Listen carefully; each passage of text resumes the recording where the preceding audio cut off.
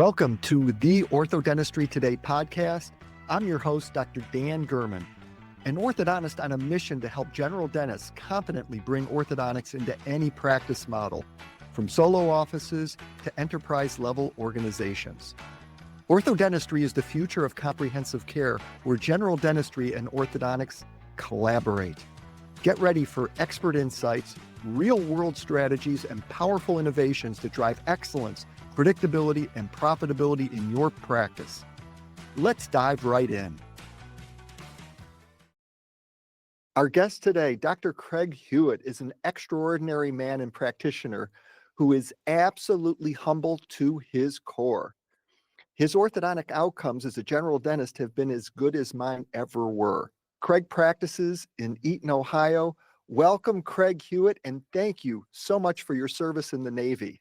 Dan, thank you so much for having me. It was an honor and a privilege to serve the country.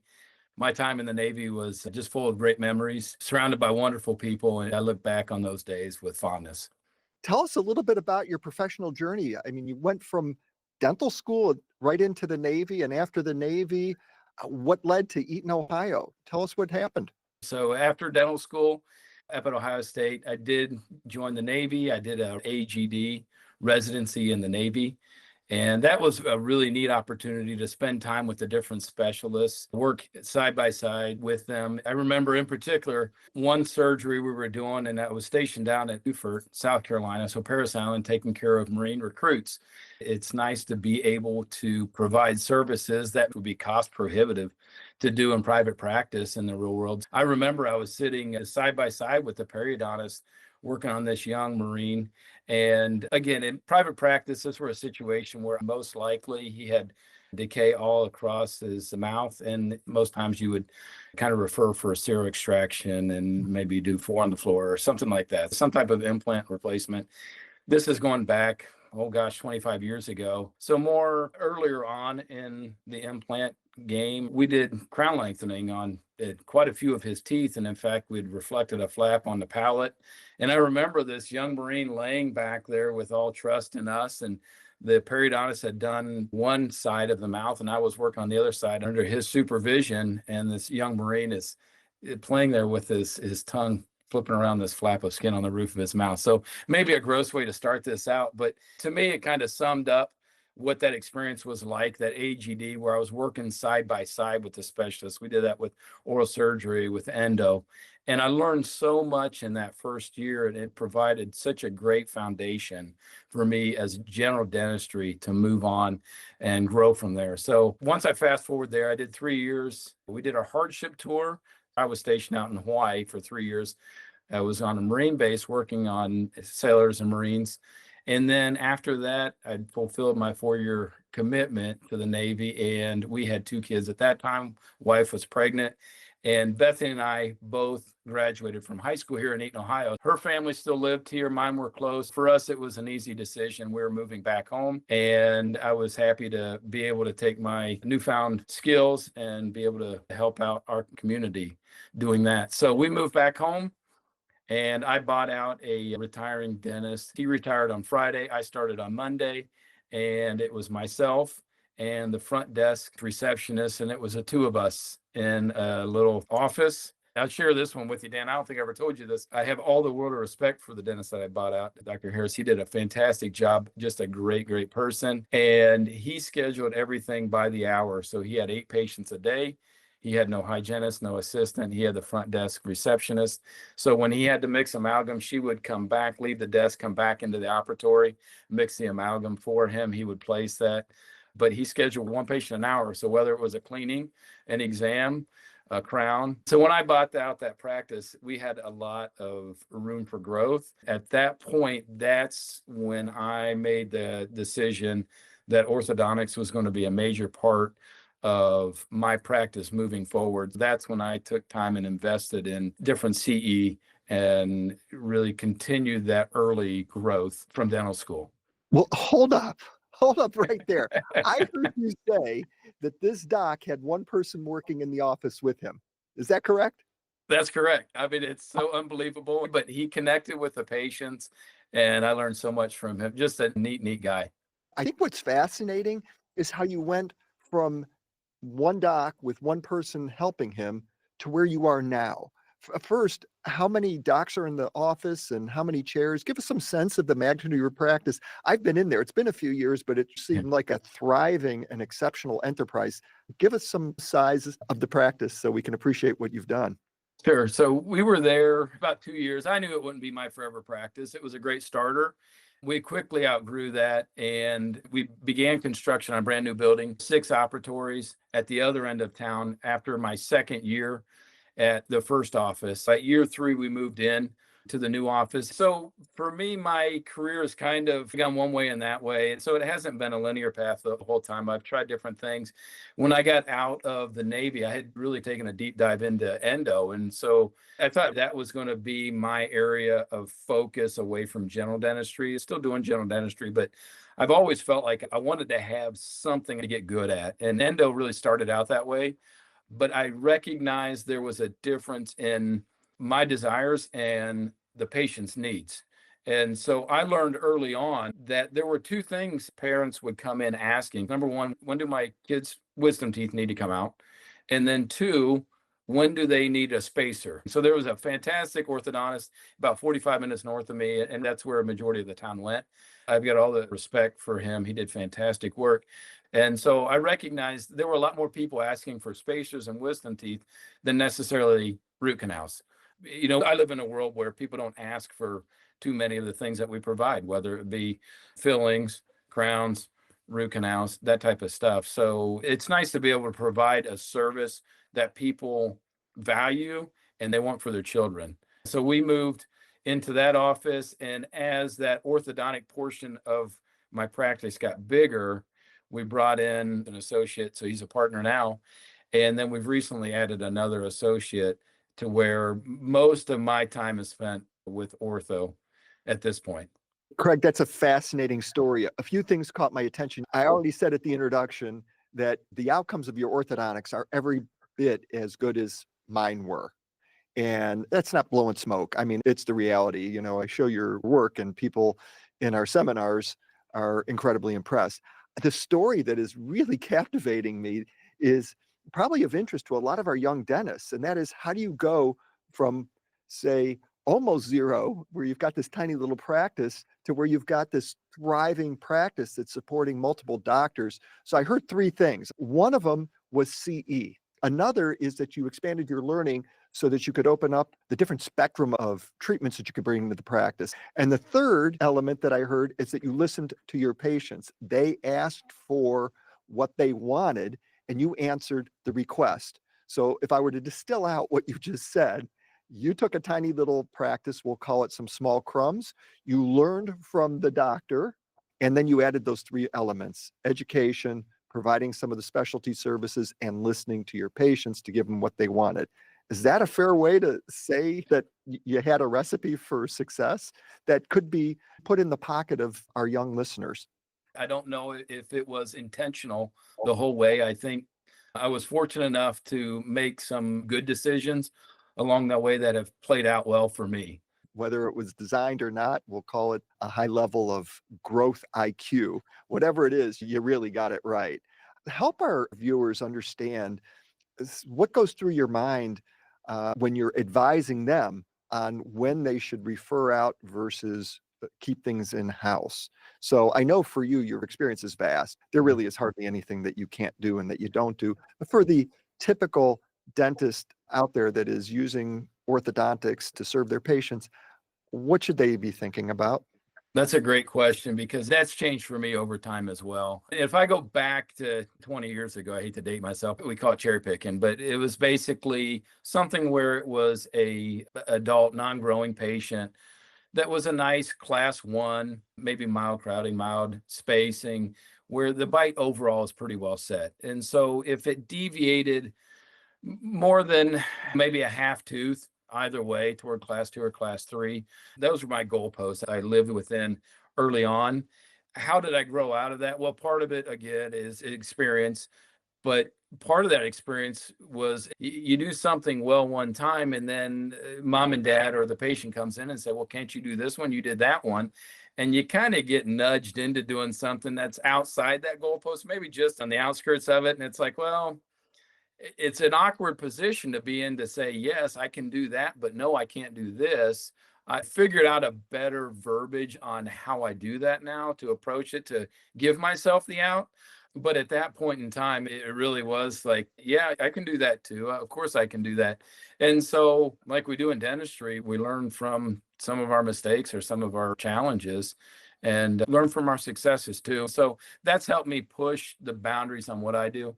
I think what I leaned on a little bit later in the career as I got more involved with you in OrthoBrain is really helping me to see what was on the horizon, to be able to predict the future and to know which ones are going to be the trouble cases and which ones aren't, and whether it's worth it. I feel like it's something where the trouble cases usually mean it's going to be more time and more work. Doesn't mean it's not predictable. Sometimes is it worth the extra time in the chair time to do that particular case? So I know I've had help filtering some of those out through the years as well. I want to make sure I heard you correctly.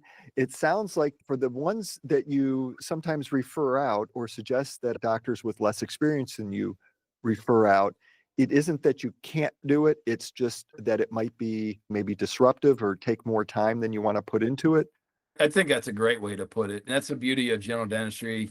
Within limits, we can find where we want to focus. So no different when I got into implants. There was a stage in my career where I was placing implants and restoring, and I love to see those. That just wasn't what I look forward to every day. I enjoyed them, but it was a very narrow range of cases that I would treat surgically.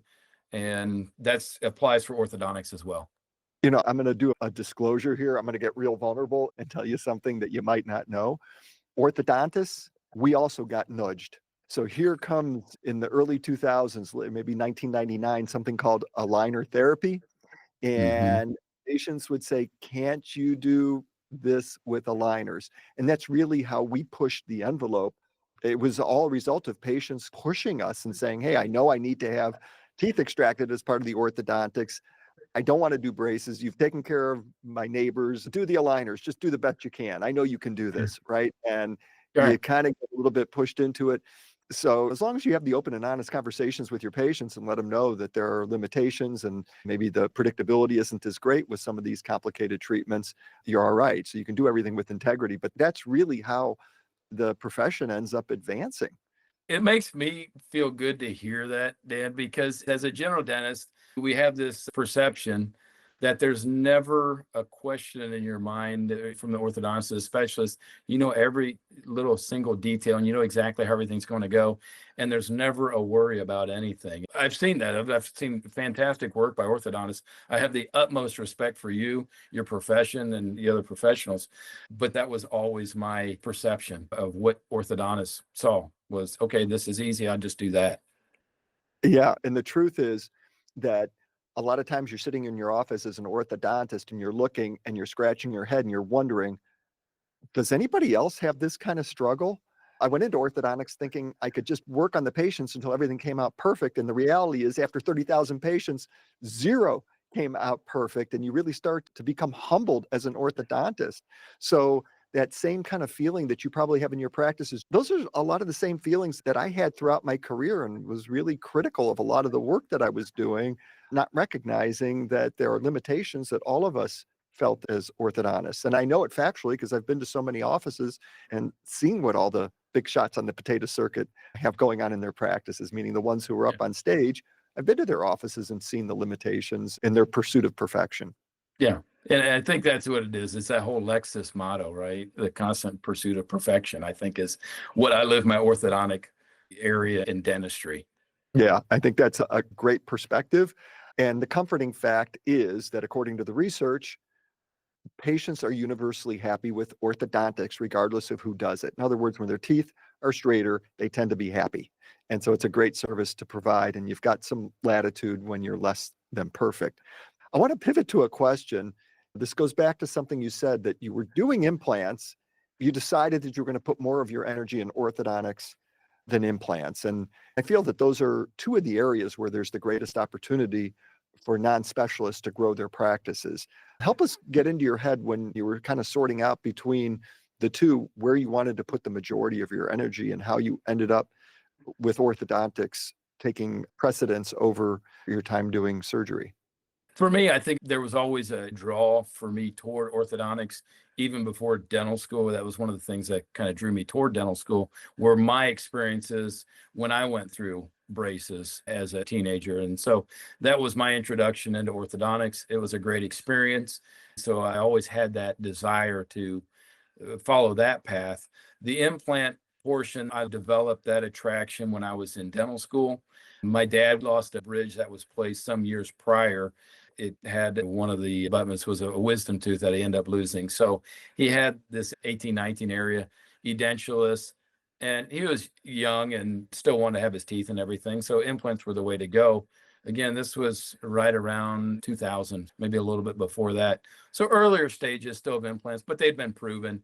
So I was able to sit in and help out with the surgery with the peri-resident when we did that, restored them.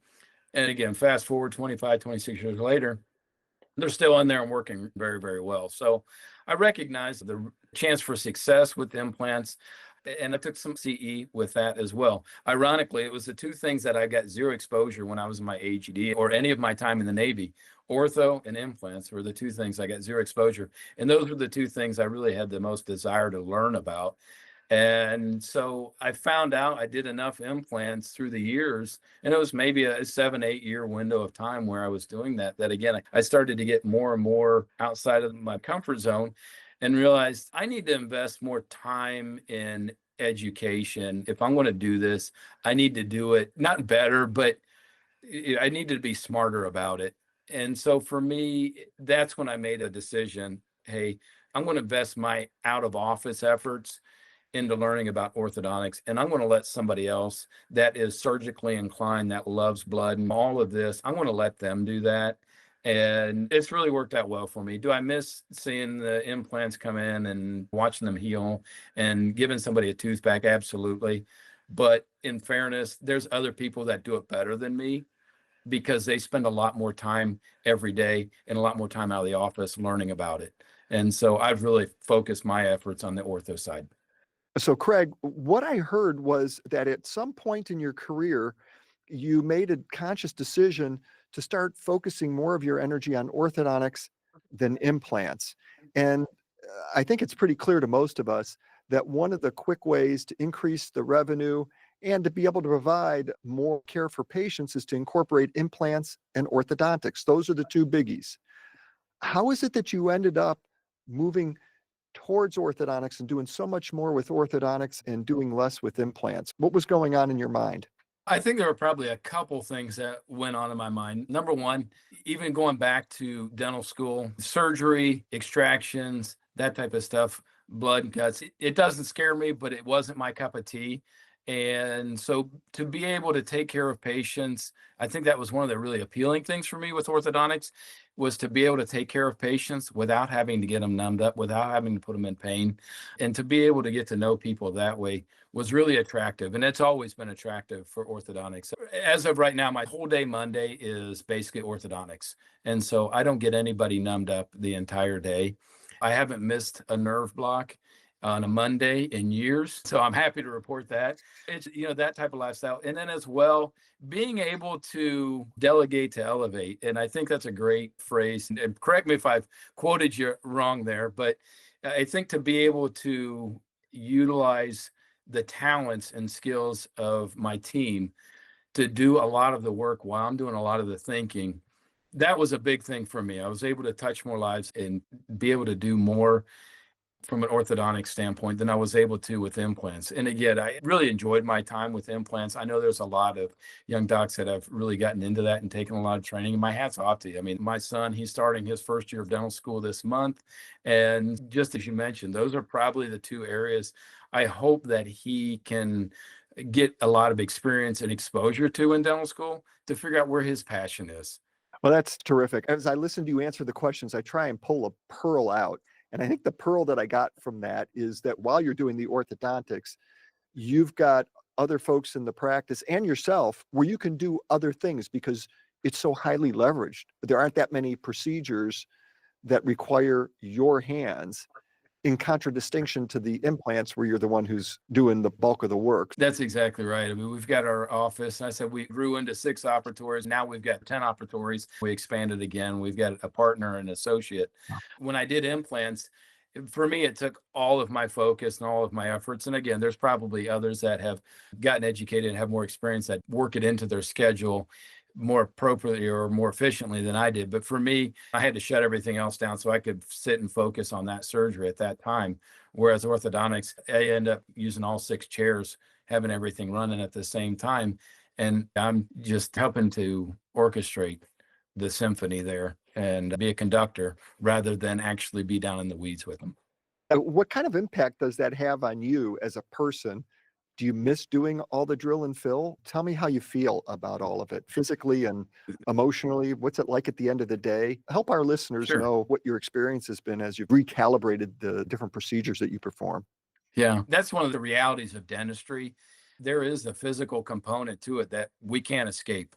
And there's no way to actually physically move the teeth out of the patient's mouth and work on them and put them back in. So we are put in some very awkward positions to be able to do what we do, to see things under that level of detail that we are. And so that took a toll on me as well. And I want to think it was probably, about 15 years after being back home that it really started to notice it, and to the point where I had a spell for a good couple years where I was starting to have issues with my neck. And I was seeing a chiropractor and then a neurosurgeon, and really ended up having an injection done as well. And at one of my meetings with my financial advisor, talking with him about how I'm going to have to retire within the year because the pain was constant. It was every day, kept me up at night. And really, it changed my view of life, really. I mean, as profound as that is, just being in constant pain. And so it opened my eyes to what some of my patients tolerate, back pain and such. And so you just can't escape it. And it doesn't matter what you do, you can't get comfortable. At that point, I made a conscious decision in my professional life to alter what I was doing, because as long as I was in the office, I was happy to work hard. I loved general dentistry. I still like drill and fill. I still like doing crown bridge and that type of stuff, but my body doesn't like it. And there's a big difference. And so my physical lifespan in dentistry, it has an expiration date, is what I've kind of decided. And I think everybody's is different. Some of it's genetics, some of it's how you take care of your body, and some of it's how you work. When I went to work, I put my head down, I'd go. So we did a lot of dentistry, but it took its toll on me physically. And so I rearranged my schedule to limit what damage I could do to myself when I'm in the office. I cut back on some of that. Part of that was bringing an associate and a partner. And fortunately, I'm so thankful that I've gotten into orthodontics and it expanded and became such a massive part of my practice that it afforded me the opportunity to be able to protect my physical self. I still feel like I've got extended longevity on my career, even though I had issues several years ago. And I'm happy to report, knock on wood, I don't have those same pains I did. It seemed within probably 6 months after I made those changes in my schedule, in my office, and how I was practicing, it kind of subsided. Well, I was a witness to that entire period of time, and it's exactly as you describe it. It was really hard to see you suffering like that. I know our viewers are going to be really interested in how you grew the ortho practice. In other words, some of them probably wish they had my magic wand and could just magically create a bunch of patients that want orthodontics. How did you do it? For me, it was different than I hope what they're experiencing now. Again, when I got started, there was no collaboration with orthodontists. There was no help around there. It was me by myself working my way through. And I mean, it's all been word of mouth. It's patients within the practice. They refer, they know somebody, or I'm doing braces on this child and on the teammate. So it's all been word of mouth. But for me, it grew very slowly because orthodontics is very different than a lot of other things in general dentistry, even implants, but root canals and fillings and crown and bridge. We get feedback on those things almost instantly. And if not instantly, it's within weeks. We know whether the implant's going to take, we know whether the root canal is going to work. But in orthodontics, when we're seeing them once every month or two, and it's an 18, 24-month treatment, gosh, it's intimidating for a general dentist to jump in, get started, by myself and get 6 months in, and to see the same thing come in and say, well, I would like to treat it. I know what needs to be addressed, but I don't know if what I'm doing is going to work yet. For me, I had to get a case under my belt before I felt comfortable doing another. And it was a very slow ball to get rolling. Once it got going, though, and then doing things with confidence, it's broadened my spectrum on what I'll treat. And I honestly think it comes through in the office, not just myself, but the team at the front desk, the ladies taking care of the patients. We treat with a lot of confidence. And it's not arrogance, it's just confidence because we have so much experience. I was talking with my partner about this today. I said, experience is learning from our successes, but also learning from our mistakes. And that's a hard thing to do. We're perfectionists, right? And so for us to have a mistake or something not go according to plan is a tough thing to do. So what I really value for some new dentists associated or getting started with an ortho brain, where you have the orthodontist out helping treatment plan, now we borrow their experience. And so that was throwing fuel on the fire as far as getting the ortho thing going for me. Well, thanks for sharing all that. And it really allows me to transition into the opportunity for you to give some more advice. One, congratulations on a son going into dentistry. I know firsthand, having a daughter that's a general dentist, how wonderful it is to be able to talk shop with your kid. It feels really good. And I'm delighted because I think this is the golden era of dentistry. Now, let's just say your son finishes all of his formal education, residency, and he's a general dentist and he decides he's not going to Eaton, Ohio. I'll send you lots of Kleenex if that happens. What advice would you give him? It's great. And I've been talking with him. And to be clear, my expectations are he lives his life. If it ends up in practice with me, I'd love it. And I'd probably never retire. If it ends up somewhere else, I'm going to have a great place to go visit. And I really look forward to the conversations of talking shop there. And it's been on the horizon for him for a long time. So I'm super proud and excited for him.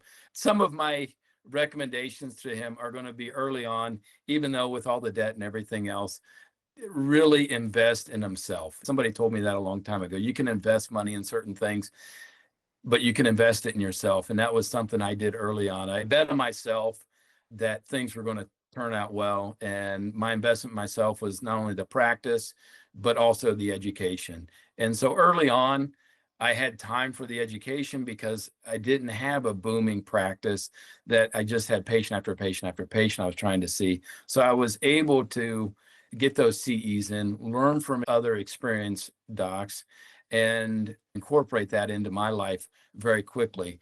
The Navy, I will say, set the stage for me. So I can't take credit for that. That was a big part of what they did for me. And I'm so thankful for that because that was something that was a very systematic approach on how they do CE for me at that time. So I was very, very happy with that. That said, the other thing I would recommend to him is find his niche, see what his love is. He shadowed myself, but he shadowed others. We have a good friend that does a lot of surgery. And so I had Owen go shadow him. And that's really when he knew he wanted to go into dentistry. Maybe you've gotten this with your kids, but he called me and said, Dad, I'm going to go to dental school. And for me, that was such a wonderful moment when he found what he wanted to do.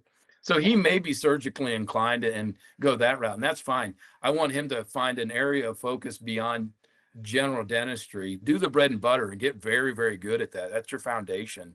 But learn something else that you want to focus on that you can pivot toward later in the career.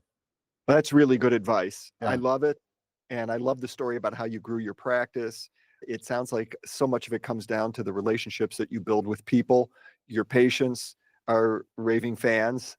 I know it. I've seen it firsthand when I visited your office, and you've built a team of like-minded people that are also delivering that care. And now you've been doing it with your kids, and I know who your kids are and I know what they've accomplished. So it doesn't happen by accident. Congratulations on that. Thank you. Yeah. So same to you. I know your kids and you've got so many wonderful success stories as well. And I'm going to turn around on you for a second. And I want to know, what was your advice to Laura then as far as when she gets out? What did you recommend to her? Because she's been wonderfully successful and you have to be so proud of her. Yeah, I really am. Each of my 7 kids are extraordinary. She happened to be the one that went into dentistry, and others still have the opportunity to do that. A couple of the things that you shared with the audience, I shared with her, and one of those is education. Once you invest time and energy into education and money, because it comes at a Mhm. price, you own it for life. It's always on the shelf. You're always going to be able to pull it out, and it builds upon itself. And so there's research that shows that your investment in education for you and for your team is going to pay back more than anything else. It's much bigger return on investment than buying equipment. Nothing exceeds your knowledge base when you add to your knowledge base. I also tried to put into her head this concept of being a giver, a go giver. Give people what they need, what they want, what they're looking for, and continue to serve them. When you do the right thing, great things tend to happen to you when you're not looking for them. So she's ended up in community dentistry, a very, very Yeah. different model than you and I have pursued, and she's a giver. So yeah, Right. really proud of her. So the lessons are very similar. So yeah, Good. I'm very proud of her. What is it that you have done that makes your parents most proud of you? Obviously, beyond the children, that's our pride and joy. I would say coming back home, our hometown community, and I would say the reputation that our office has developed and created in the community, I'm very proud of. And I know when my dad, he plays a lot of pickleball. And so when he meets somebody and they find out, Craig's your son, hey, they do a great job there. I love going there. And really, I think that's what it is. I'm very, very proud of way our office is perceived in the community. That's fantastic. Craig, every time we speak, I learn more and more about you. I really appreciate you being open and sharing on this episode. For the audience, I met Dr. Hewitt for the first time at a continuing education event long before OrthoBrain was ever in my mind. And if I remember correctly, you were taking a course on how to correct class 3 malocclusions in Mhm. growing children. Is that correct? Right. That's And I correct. I remember it. Yep. the entire audience was all orthodontists attending orthodontic education. And it was really complex stuff, some of the most sophisticated orthodontics to this day that I had taken. And there was one face in there I didn't recognize, and it was you. So I walked up, as I often do, say, "Hey, I'm Dan." And you said, "I'm Craig." And it fostered that referral relationship. And then if I can give you my perspective on it, because I don't know that I've ever fully shared my perspective on that day. So it was up at Ohio State. They have their annual ortho meeting. And at that point, again, I was investing in CE. And to me, there was no better CE than to go in and be with the ortho residents, the ortho instructors, and sit in on a meeting that they're listening to. They're taking time out of their day. And so it was a lot of local orthodontists.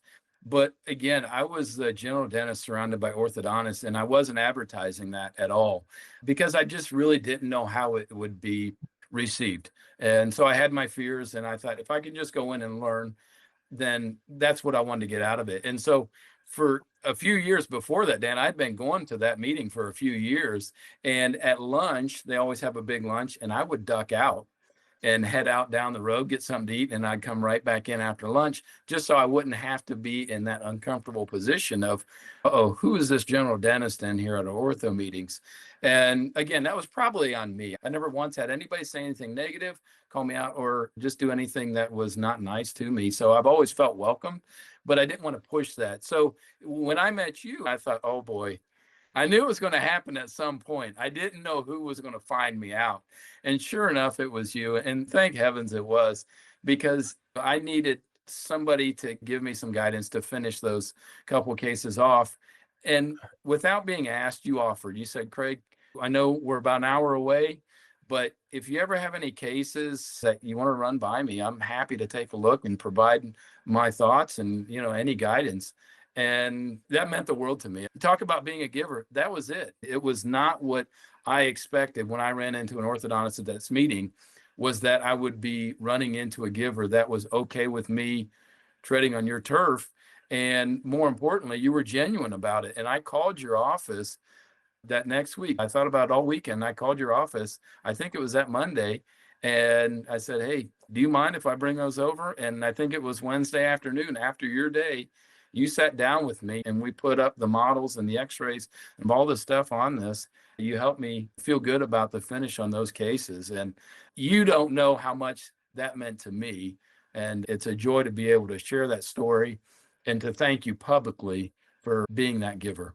Well, I appreciate it. It was my pleasure. And you probably can tell that after doing that with you and a number of other of the local Dayton and Ohio dentists that I would meet with, as well as others who came to conferences and interact with me, I got more gratification out of being able to help others be able to deliver the care to really reach all the people out there that would benefit from orthodontics. So anyhow, thanks for bringing that up, Craig. I don't think anybody ever knew about that story. I don't think they realized that I've been helping general practitioners my entire career, particularly the ones close to home. There were some take-home points from this. I want to wind this one down now because Sure. you and I talk for hours. And that is that you built an amazing practice and now a reputation of excellence. And you did so much of it by giving your patients what they were looking for and doing things that were in their best interest, giving them great care. You created all these raving fans, and you said that you and your team have confidence. I'm going to restate it. You have humble confidence. You're humbly confident, and it's such a great attribute to have. And I believe that that really has led to a lot of success, and you earned the confidence because of the way you practice. So congratulations to you, Craig Hewitt. And I know that our viewers are going to be very eager to meet you at one of our continuing education events, and of course at our Orthodontic Growth Summit that's coming up. Thanks for joining us on the Orthodentistry Today podcast. Remember, dentistry isn't just about teeth, it's about delivering holistic care to precious people with real lives. If you found value in today's episode, please subscribe, leave a review, and share it with your colleagues. To learn more and to stay updated on the upcoming Orthodontist Growth Summit, please visit orthobrain.com. Until next time, keep learning, keep growing, and keep transforming lives for good through orthodentistry.